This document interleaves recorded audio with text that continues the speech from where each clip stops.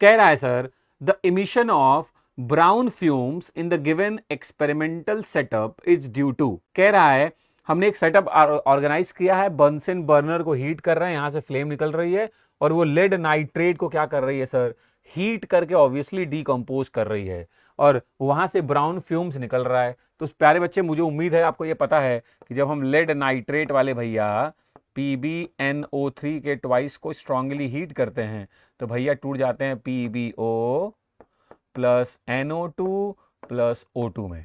ठीक है सर। और ये जो ब्राउन फ्यूम्स निकलती है वो ब्राउन फ्यूम्स इन भैया जी की वजह से हो रही है।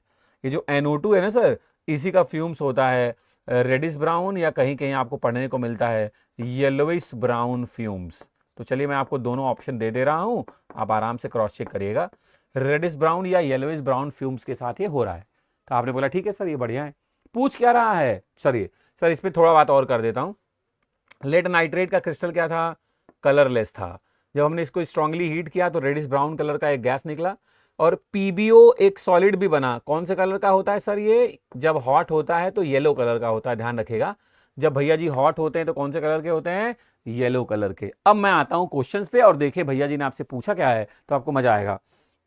चले शुरू करते हैं सर। कहानी कहानी ये है सर, आपसे पूछा है कि आपको बताना है थर्मल डीकंपोजिशन है of lead nitrate which produces brown fumes of nitrogen dioxide. पहली लाइन ठीक है। या thermal decomposition of lead nitrate जहां पे brown fumes of lead oxide का हो रहा है। तो अभी आपने पढ़ा कि जो ब्राउन फ्यूम्स था किसका था, नाइट्रोजन डाइऑक्साइड का। तो अभी तक तो ये बात ठीक लग रही है पहली वाली।